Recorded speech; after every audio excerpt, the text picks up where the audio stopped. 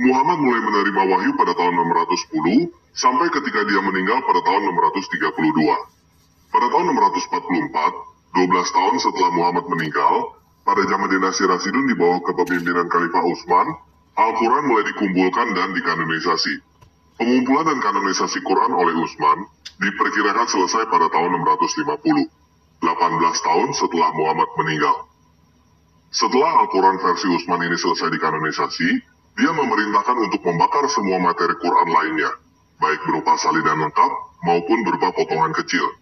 Dia juga memerintahkan untuk membuat salinan Al-Quran yang baru dikanonisasi itu dan disebarkan ke beberapa provinsi. Nah, tentunya, pertanyaan pertama yang timbul adalah, kenapa Al-Quran baru dikumpulkan setelah Muhammad meninggal? Kenapa bukan Muhammad yang mengkanonisasi Quran?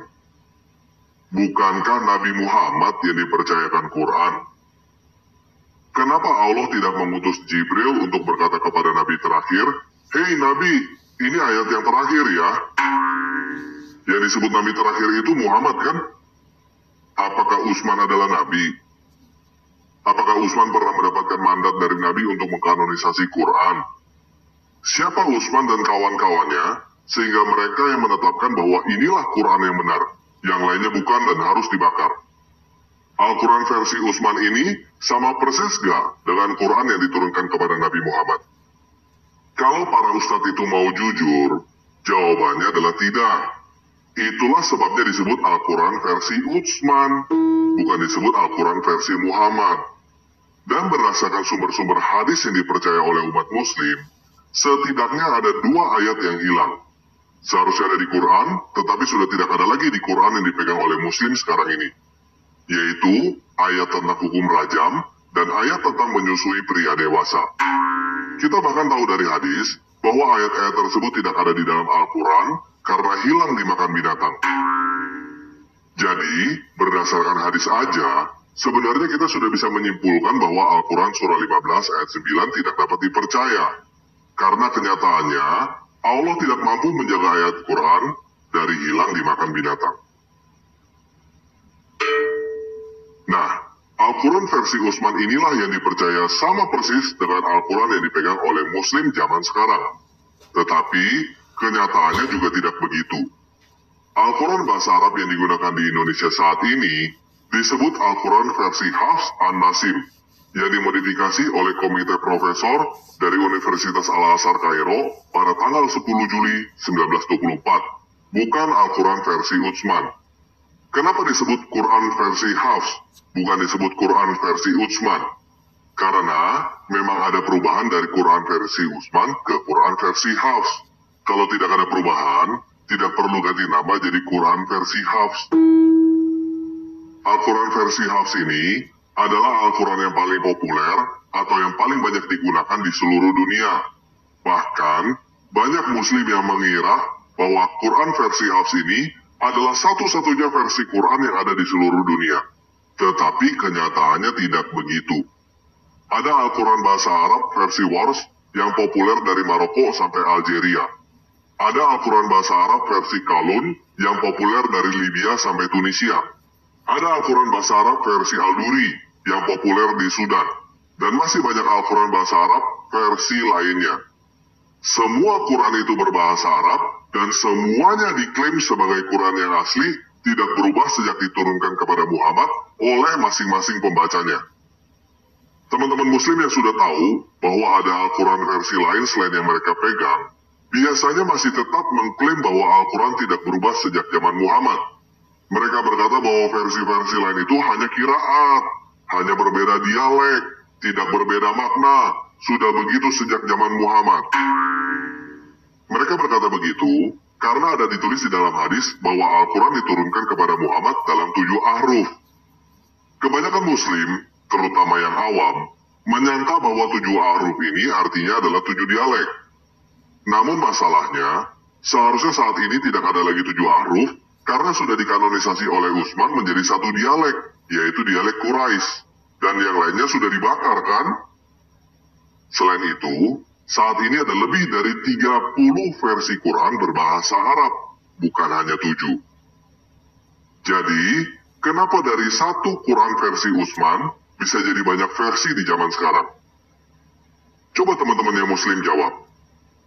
Kalau teman-teman mau menjawab dengan jawaban Al-Quran diturunkan dalam 7 dialek, coba sebutkan 7 dialek itu apa aja. Dialek Quraisy. Lalu, yang 6 lagi dialek apa aja?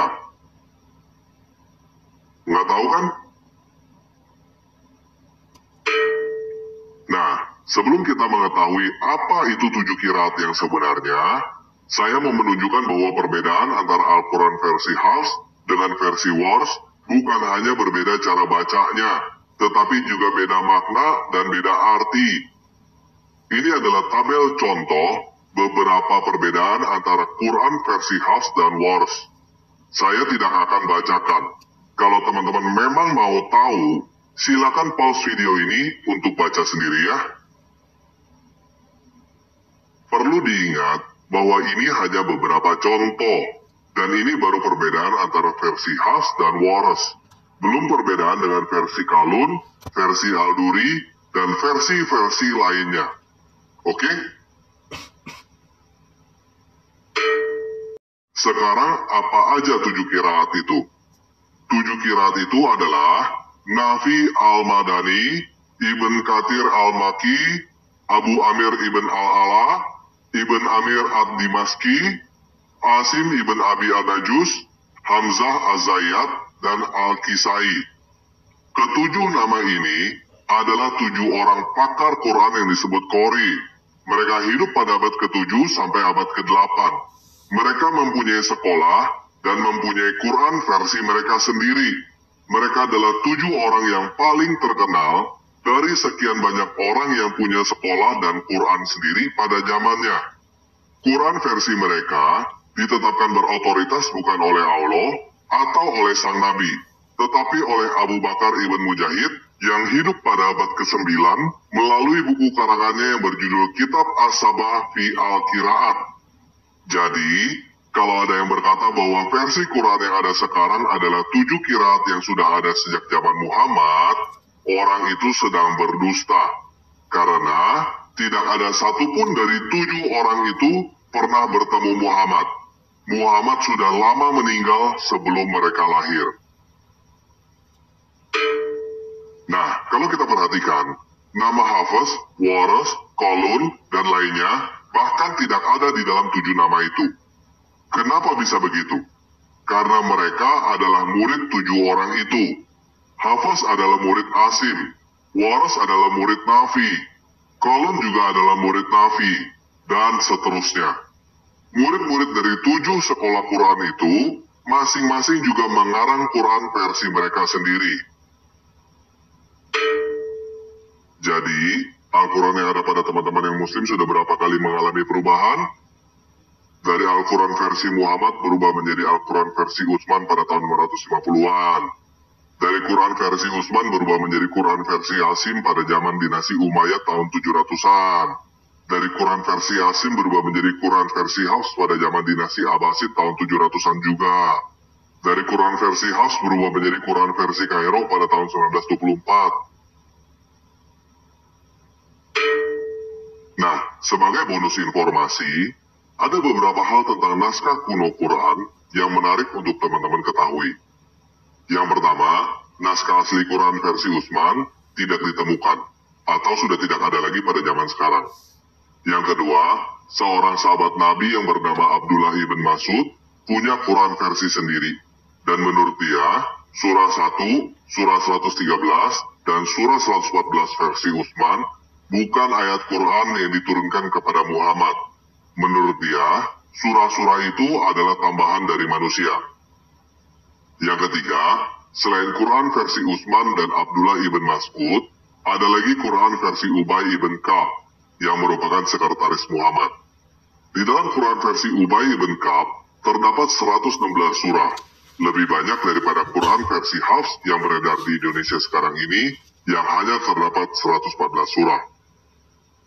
Dan info yang terakhir, saat ini sudah ditemukan naskah yang dinyatakan sebagai salah satu naskah Quran tertua, yaitu naskah Sana'ah.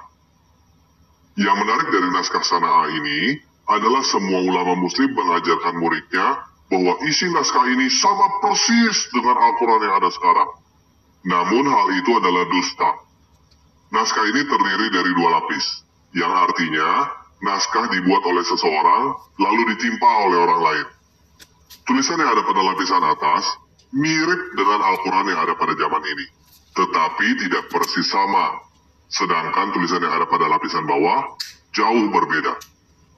Berdasarkan uji karbon yang dilakukan pada naskah ini, lapisan bawah diperkirakan ditulis pada abad ke-7, yang artinya sangat dekat dengan Utsman.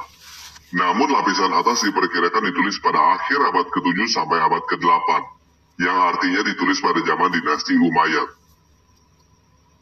Dengan kata lain, Al-Quran mengalami banyak perubahan sejak awal sampai saat ini. Al-Quran yang dibaca oleh Muslim saat ini hanyalah salah satu dari sekian banyak varian Al-Quran yang ada di dunia.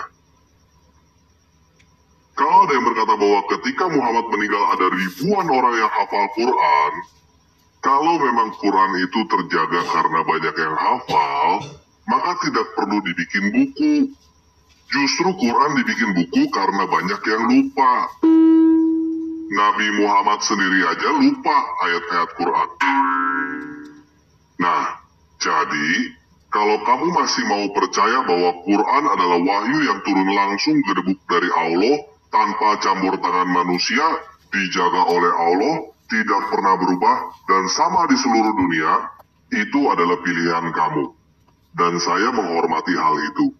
Tetapi ketahuilah bahwa kenyataannya tidak seperti itu. Sampai dengan Muhammad meninggal, tidak ada pernyataan dari Allah, Jibril, atau Muhammad bahwa Quran sudah selesai. Allah, Jibril, atau Muhammad tidak pernah memberikan mandat kepada Utsman untuk membukukan Quran. Tanpa campur tangan seorang manusia yang bernama Utsman, yang bukan Nabi, Quran bahkan tidak menjadi buku.